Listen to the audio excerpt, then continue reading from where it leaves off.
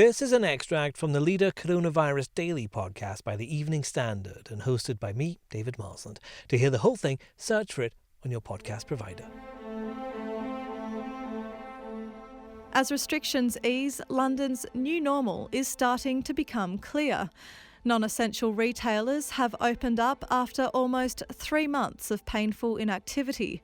Our editorial column looks at how shops need to innovate to prosper beyond the pandemic. The reopening of many shops today has brought a welcome rush of enthusiasm, and with it appeals for people to return to the high street and spend for the good of the economy. However, the challenge remains immense. High street shops were already facing a difficult future because of online competition. This crisis has accelerated that trend and the need for shopping to reinvent itself. Fortunately, many are already thinking ahead with ideas to widen pavements, to make areas more appealing to shoppers, and suggestions to introduce rents based on percentages of turnovers. At the same time, ministers must reduce the 2-metre social distancing requirement so cafes and restaurants can be viable. And if they are serious, allowing shops to open properly on Sundays. Action on all fronts is essential. And early doors, eager shoppers turned up in the hundreds bright and early this morning as shutters lifted. I think pretty excited to get some shopping done. It's been so long. Yeah, I'm very excited. It feels like very buzzing. But despite no activity being seen there for months, things look a little different to how we left it. The Office for National Statistics shows that months of lockdown have cost non-food shops a frightening £1.7 billion a week. To entice people back, businesses have to make sure they're COVID secure, and many are keen to show the extra precautions they're taking, from deep cleaning stores to making customers detour to a hand sanitizing station before browsing. I'm joined by the Evening Standard's Lizzie Edmonds.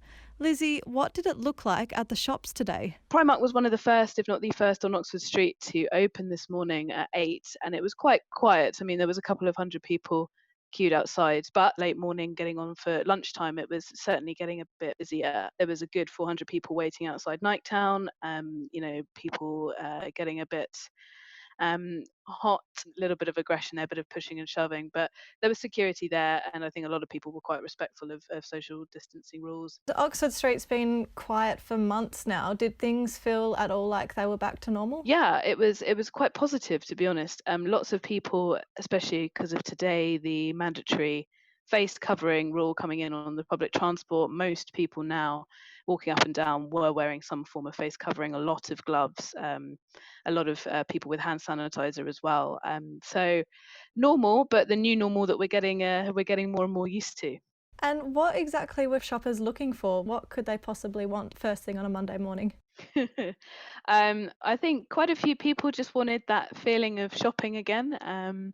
But the main things being sold in Primark were things like summer dresses, but also homeware, which I thought was quite amusing. I suppose people have been sat at home looking at their the same pillows and the same glasses and the same dishes for 3 months, so perhaps wanted something a bit different.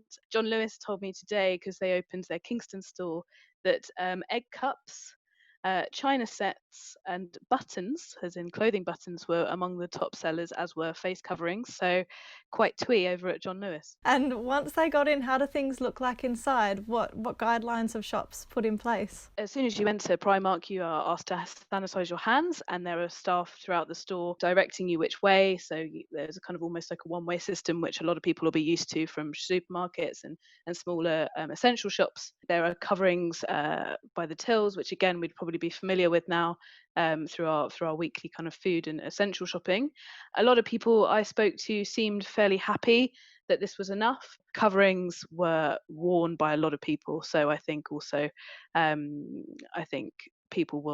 wouldn't be surprised if we see that the mandatory face covering on public transport comes into play in shops as well. And did you get a sense of how the staff were feeling on their first day back in 2-3 months? The staff in Primark were very happy to be back, to be honest. A couple of them who were standing on the doors, which obviously is a new thing, really. I don't think they often have people standing outside or letting people in, a few at a time or whatever. I think that's quite new in most stores.